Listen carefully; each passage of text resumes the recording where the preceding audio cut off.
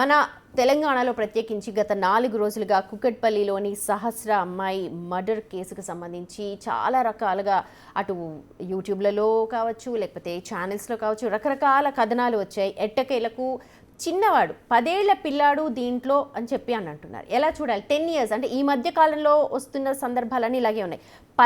10th class students, 8th class students, teenage పిల్లలు ఇలాంటి murders, ఇలాంటి విపరీత ధోరణులకు పాల్పడుతున్నారు. మీరు ఈ మధ్య నెట్ఫ్లిక్స్లో ఒక సీరియల్ వచ్చింది, very short serial, I think 4-5 episodes series అనుకుంటాను. సో అందులో కూడా ఇదే స్కూల్ గోయింగ్ చైల్డ్ బాగా బులింగ్కి గురై ఒక క్లాస్మేట్ని హత్య చేస్తాడు. సో ఒక మంచి మిడిల్ క్లాస్ ఫ్యామిలీ నుంచి వచ్చిన వాళ్ళు, ఏ రకమైన క్రైమ్ హిస్టరీ లేదు, బ్రోకెన్ ఫ్యామిలీ కాదు.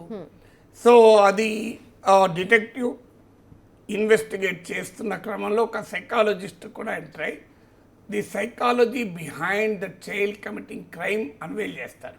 నేను నా యూట్యూబ్లో ఉంటుంది, చాలా లక్షల మంది చూశారు కూడా. సో ఆ నెట్ఫ్లిక్స్ సీరియల్ అందరు చూడాలి నిజంగా చెప్పాలంటే, ఎందుకంటే దట్ ఈస్ అన్ ఎగ్జాంపుల్. మనకు తెలియకుండానే మన పిల్లల్లో ఒక మైక్రో అగ్రెషన్, ఒక రకమైన అగ్రెషన్ క్రియేట్ అవుతుంది. అది ఎందుకంటే వాళ్ళు మనం అనుకుంటాం మన ప్రపంచమే అని, కానీ మనకు తెలియని వేరే ప్రపంచంలో వారు రోజు ఎక్స్పోజ్ అవుతున్నారు. అది టీవీ వల్ల కావచ్చు, డిజిటల్ ప్రపంచం వల్ల కావచ్చు, సోషల్ మీడియా వల్ల కావచ్చు. సో రకరకాల ఎక్స్పోజర్కు గురవుతున్నారు. ఆ ఎక్స్పోజర్ వాళ్ళలో మైక్రో అగ్రెషన్స్ మొదలై దాన్ని ఒక దశకు వచ్చే వరకు అది సివియర్గా మేనిఫెస్ట్ అవుతుంది. అంటే ఇనీషియల్గా ఒక్కొక్క ఇన్సిడెంట్, ఒక్కొక్క ఈవెంట్ వాళ్ళలో ఆ మైక్రో అగ్రెషన్ పెంచుతుంది, కానీ ఒక్క దశకు వచ్చే వరకు అది యాడ్ అయిపోయి మల్టిప్లై అయిపోయి ఒక భయంకరమైనటువంటి విస్ఫోటనంగా మారుతుంది. అందువల్ల what is happening in our childs mind, ఇది తల్లిదండ్రులు చూడాలి. చాలా సందర్భాల్లో తల్లిదండ్రులు చూడరు. ఇప్పుడు ఇదే నేను అడగబోతున్నాను. ఇప్పుడు తల్లిదండ్రులు బిజీగా ఉన్నారు, పిల్లల్ని పట్టించుకునేంత ఇది లేదు, తీరిక లేదు. ఎందుకంటే బోత్ పేరెంట్స్ ఆర్ వర్కింగ్. స్కూల్లోనేమో టీచర్స్ 60 మంది పిల్లలు ఒక్కొక్క క్లాస్లో ఉంటారు. ఎవరి మీద ఫోకస్ చేస్తారు? అసలు వాళ్ళ మైండ్లో ఏం జరుగుతుందో తెలుసుకునే తీరిక, ఓపిక వాళ్ళకు ఉండదు, వాళ్ళకున్న ప్రెషర్లు. మరి ఎలాగా ఈ సమాజంలో వస్తున్న ఈ భావితరానికి ఎట్లా మరి దిక్సూచి? ఇద్దరు తల్లిదండ్రులు ఎందుకు పనిచేస్తారు? పిల్లల భవిష్యత్తు కొరకే కదా, ఇంతకన్నా పిల్లల భవిష్యత్తు ఏముంటుంది? అది తెలుసుకోవాలి, అది రియలైజ్ అవ్వాలి. మన భారతీయ కుటుంబ వ్యవస్థలో తల్లిదండ్రులు చేసే కష్టమంతా పిల్లల కోసమే. సో పిల్లల భారతదేశ జీడిపి పెంచడం కొరకు అని అనుకుంటే అది పొరపాటే. నిజంగా జీడిపి పెరుగుతుంది, కానీ రియాలిటీ అయితే జీడిపి పెంచాలని చేయరు. ఆటోమేటిక్గా జీడిపి పెరుగుతుంది ప్రతి ఒక్కరు కష్టపడితే. కానీ తమ కుటుంబం భవిష్యత్తు బాగుండాలి, తమ పిల్లల భవిష్యత్తు బాగుండాలి, వెస్ట్రన్ కల్చర్ లాగా తామేదో ఎంజాయ్ చేయాలి అని కూడా ఆలోచించరు. సో తమ విలాసాలని, తమ కోరికల్ని, తమ సౌఖ్యాలని అన్నిటినీ త్యాగం చేస్తూ ఉంటారు. కానీ మనకు అర్థం కావాల్సిందంటే you should spend time with your children. మన పిల్లలతో మనం సమయాన్ని కేటాయించలేకపోతే, పిల్లలతో ఓపెన్ ఇంటరాక్షన్ చేయలేకపోతే, మనం ఏదో మెకానికల్ రిలేషన్స్ కనుక పెట్టుకుంటే ఆ పిల్లలు ఏం జరుగుతుందో మనకు తెలియదు. అయితే ఈ ఒక్క ఇన్సిడెంట్ను బట్టి మనం సమస్త పిల్లల్ని మనం జనరలైజ్ చేయకూడదు. That is also too dangerous. ఈ మధ్య కాలంలో భార్యలు భర్తలు చంపుతున్న ట్రెండ్ కనబడుతుంది ప్రియులతో కలిసి. దాన్ని కూడా మన వాళ్ళు జనరలైజ్ చేసేస్తున్నారు. లెట్స్ నాట్ జనరలైజ్, ఎందుకంటే ఆడిటీ ఈజ్ ఆల్వేస్ న్యూస్. అంటే ఎనీథింగ్ స్ట్రేంజ్, మనకు జర్నలిజంలో బేసిక్ సూత్రం ఉంది కదా, when a dog bites a man it is not news, when a man bites a dog it's news. అంటే మనిషి కుక్కను కరిస్తే న్యూస్, కుక్క మనిషి విరుద్ధంగా ఏదైతే వెళ్తాయో అవన్నీ. సో ఆటోమేటిక్ గా ఈ ఆడిట్ కదా, ఒక 10 ఏళ్ల పిల్లవాడు హత్య చేయడం ఏంటి, కూడా చోరీ కని వెళ్ళి బయటపడుతుంది. బ్యాట్ కోసం ఇప్పుడు మనకు తెలిసిందంటే క్రికెట్ బ్యాట్ కోసం అని చెప్పి వాళ్ళ తమ్ముడి దగ్గర ఉంది, సహస్ర వాళ్ళ తమ్ముడి దగ్గర ఉంది. ఆ బ్యాట్ చాలా బాగుంది, నాకు కావాలి అన్న ఒక ఉద్దేశంతో బ్యాట్ ని దొంగతనం చేయడానికి వెళ్ళి ఇదంతా సీక్వెన్స్ జరిగింది. అదే అందుకే ఇప్పుడు జరుగుతున్నది ఏంటంటే, ఇప్పుడు మీరు చూస్తున్నాం కదా, ఒక ఫోన్ కొనివ్వాలంటే ఆత్మహత్య చేసుకోవడము, తర్వాత ఆన్లైన్లో గేమ్స్ ఆడి డబ్బులు కోల్పోయి ఆత్మహత్య చేసుకోవడము, పిల్లవాడికి ఇలా చాలా విచిత్రమైన సైకాలజీగా మారిపోతున్నది. దీనికి కారణం ఏంటంటే, మనము ఒక ఆల్టర్నేట్ ప్రపంచాన్ని పిల్లలకు ఇవ్వలేకపోతున్నాం. కన్జ్యూమరిస్ట్ వరల్డ్ అంటే మీకు the passing of traditional society అనే పుస్తకంలో డానియల్ లెర్నర్ అనే ఒక సోషాలజిస్ట్ అంటాడు, we are creating a revolution of rising frustrations అని. అంటే ఇలా అందమైనటువంటి అద్భుతమైనటువంటి వస్తు ప్రపంచాన్ని సినిమా టీవీల ద్వారా మనము ప్రతి ఒక్కరి వారి ఆర్థిక పరిస్థితితో సంబంధం లేకుండా సాక్షాత్కరింపజేస్తున్నాం. ఇప్పుడు ఎక్కడో పేద ఇంట్లో ఉన్న బిడ్డ, ఏదో గ్రామంలో ఉన్న బిడ్డ జీవితంలో BMW కార్ చూడకపోవచ్చు, మెర్సిడెస్ బెంజ్ కార్ చూడకపోవచ్చు, కానీ ఇవాళ టీవీలో కనబడుతుంది అక్కడ. సో యొక్క వాళ్ళ ఆర్థిక పరిస్థితితో ఆ వస్తువులను అనుభవించడానికి అవకాశం ఇవ్వదు, కానీ ఆ వస్తువులు అనుభవించాలి అన్న భయంకరమైన కోరిక వాళ్ళలో పెరుగుతుంది. This leads to revolution of rising frustration, నిరాశల విప్లవానికి దారితీస్తుంది అని Daniel Lerner the passing of traditional society అని చాలా ఏళ్ల క్రితమే రాసిన. నాగేశ్వర్ గారు, అయితే సొల్యూషన్ అని నేను అన్నాను, కానీ సమాజం ఇలాగే ఉంటే ఎలాగా? దీనికి మనం ఎక్కడి నుంచి మొదలు పెట్టాలి సంస్కరణను?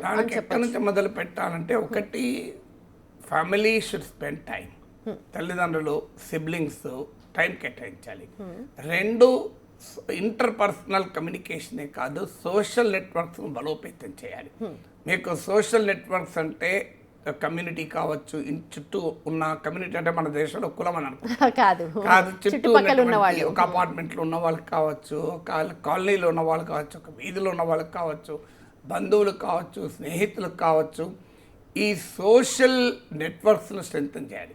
మీకు అవుట్లయర్స్ అని మల్కమ్ గ్లాడ్వెల్ బుక్ ఉంటుంది, అందులో ఒక ఫస్ట్ చాప్టర్ రెసోటో స్టోరీ ఉంటుంది. నేను దానిపైన వీడియో కూడా చేశాను, యూట్యూబ్లో ఉంటుంది. ఈ రెసోటో స్టోరీ ఏంటంటే, మొదటి 2.5 లక్షల మంది చూశారు. అది ఏంటి అంటే, మీకు ఒక చిన్న విలేజ్, అక్కడ ప్రజలంతా ఆరోగ్యంగా ఉంటారు. వాళ్ళ ఆహార అలవాట్లు చూస్తే అందరిలాగానే వాళ్ళు అడవులుగా ఫ్యాట్ తీసుకుంటారు, షుగర్ తీసుకుంటారు. మరి ఏంటి అని చూస్తే వాళ్ళు ఏం లేదు, వాళ్ళ సోషల్ నెట్వర్క్స్ బలంగా ఉన్నాయి. సో సోషల్ నెట్వర్క్స్ బలంగా ఉండాలి. ఇప్పుడు అలా బంధువులు మిత్రులు వాళ్ళతో కలవడం, ఇప్పుడు బంధువులు మిత్రులు ఇంటికి వచ్చిన పిల్లలు వాళ్ళ ప్రపంచంలో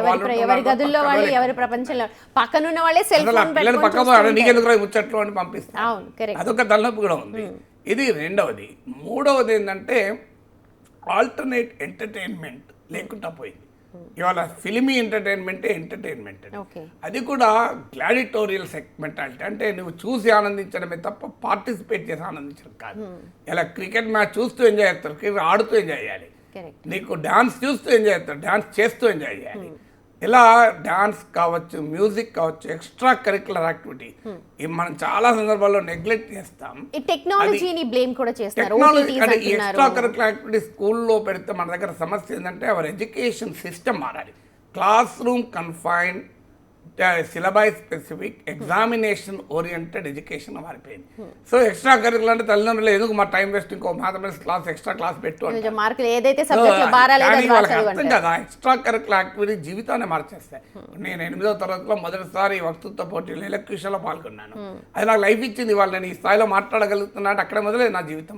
సో అందువల్ల ఈ ఎక్స్ట్రా ఎడ్యుకేషనల్ కరికులంలోనే మార్పు రావాలి. తర్వాత మనం సోషల్ మీడియా నుంచి దూరంగా పిల్లలు పెట్టలేము. చాలా మంది తల్లిదండ్రులు ఏం చేస్తారంటే, మొబైల్ ఫోన్ ఇవ్వరు, టీవీ కనెక్షన్ తీసేస్తారు. దే థింక్ దట్ డిస్కనెక్ట్ చేస్తున్నామని. మనం డిస్కనెక్ట్ చేస్తున్న కొద్దీ అర్జ్ రేజే కనెక్ట్ చేసే ఆలోచనలు పెరుగుతాయి. దానికన్నా expose them to the technology, digital. ఇవాళ మీరు గమనించండి, ఒక పిల్లలు, ఒక 10వ తరగతి చదివే పిల్లలు, 9వ తరగతి చదివే 8th క్లాస్ పిల్లలు ప్రపంచంలో వివిధ అంశాలపైన మాట్లాడుకోవడానికి ఏ వేదిక ఉంది మీరు ఆలోచించండి. So somebody wants to express there views, ఏదైనా కానివ్వండి. ఆ ట్రంప్ శాంక్షన్స్ దానిపైన వాడు ఏదైనా మాట్లాడదలుచుకుంటున్నాడు, లేదా చిరంజీవి సినిమాలో గురించి మాట్లాడాలనుకుంటున్నాడు. సో అసలు ఆన్లైన్ ప్రపంచంలో కూడా ఒక హెల్తీ ఇంటరాక్షన్ లేదు కదా. డిజిటల్ ప్రపంచంలో కూడా అన్హెల్తీ ఇంటరాక్షన్ మారిపోయింది. సో బుల్లింగ్, తర్వాత నీకు ఆన్లైన్ బుల్లింగ్ అంటారు. సో ఏదైనా పెడితే వాటి పైన ఏదో ఎమోజీ పెట్టి వాడిని డిస్కరేజ్ చేయడం. నెట్ఫ్లిక్స్ సీరియల్ అదే చూపెడతారు. ఆ అమ్మాయి ఎవరినైతే చంపుతాడో వాడు, ఆ అమ్మాయి సైబర్ బుల్లింగ్ చేస్తుంది. దాన్ని నువ్వు వేస్ట్ అనేటువంటి రీతిలో వాడిని క్రియేట్ చేస్తుంది. సో ఇలా మనకు అసలు relationships, what is the value of relationship? So relationship అంటే లవ్ మాత్రమే అని అనుకుంటారు. నాకు ఇప్పుడే గుర్తు, ఇంటర్మీడియట్లో డిఫైన్ లవ్ అని మా ఇంగ్లీష్ టీచర్ అడిగితే లేసి వాడి సినిమా లవ్ అంటే నీకు అదొకటే నారా ప్రపంచం అని మా సార్ చెప్పాడు. లవ్ అనేది ప్రేమే కాదు, ఇద్దరు యువతి యువకుల మధ్య కాదు, ప్రపంచంలో చాలా వాటిని ప్రేమించాలి, జ్ఞానాన్ని ప్రేమించడం. సో లెర్నింగ్ అపటైట్ పెంచామనుకోండి, నీకు పిల్లల్లో మనము ఒక ఆల్టర్నేట్ యాటిట్యూడ్స్, ఆల్టర్నేట్ కల్చర్, ఒక బుక్ రీడింగ్ హ్యాబిట్ పెంచడము మనం ఎక్కడ చేస్తున్నాం, మన ఇంటర్వెన్షన్ లేదు కదా. ఇవన్నీ హెల్తీ కమ్యూనికేషన్ లేకుండా పోయింది. పేరెంట్స్ తర్వాత గురువులు అందరూ కూడా, పేరెంట్స్, టీచర్స్, ఈవెన్ మీడియా కూడా మన థంబ్నెయిల్స్ పెట్టి అట్రాక్ట్ చేస్తే సరిపోతుంది అనుకుంటున్నారు. Do a responsible job. సినిమాలకు కూడా, ఇప్పుడు సినిమాలకు కూడా మీకు దొంగల్ని, విలన్లను, స్మగ్లర్లను హీరోలు చేసి పడేసిన తర్వాత అంతకుల్ని మీరు what are you showing as heroism. హీరోయిజాన్ని, సమాజాన్ని చెడదారి పట్టించిన హీరోయిజంగా చూపెట్టిన తర్వాత ఏం మారుతుంది సమాజం. సో అందువల్ల ఇది హోలిస్టిక్ ప్రాబ్లం, ఒక్కటి కాదు, అన్ని ఇంటర్లింక్డ్. సోషల్ కల్చరల్ మార్పులు చాలా రావాలి. But this is the time for the. ఒకసారి ఏదో ఒక ఇన్సిడెంట్ రావడంతోనే టీవీలో ఒక వార్త తీసి కాదు, లెట్ అస్ ఇంట్రాస్పెక్ట్. మనం ఆత్మపరిశీలన చేసుకుంటాం. మన పిల్లలతో మనం ఎంత సమయం గడుపుతున్నాం, మన పిల్లలు ఏ రకమైన ఆలోచనల ప్రపంచంలో ఉన్నారు, మనం పిల్లలకు ఏ రకమైన వినోద ప్రపంచాన్ని ఇస్తున్నాం, మనం పిల్లలకు ఏ రకమైన వాల్యూస్ నేర్పుతున్నాం, ఏ రకమైన డిస్కోర్స్ అలవాటు చేస్తున్నాం, ఒక చర్చ, ఒక ఆలోచన పంచుకోవడం, ఏ రకమైన సోషల్ నెట్వర్క్స్ క్రియేట్ చేస్తున్నాం, ఏ రకమైన రిలేషన్షిప్ను కల్టివేట్ చేస్తున్నాం. ఇవన్నీ కూడా ఆలోచించకపోతే ఏ జనరేషన్ విల్ బి రూయిన్డ్.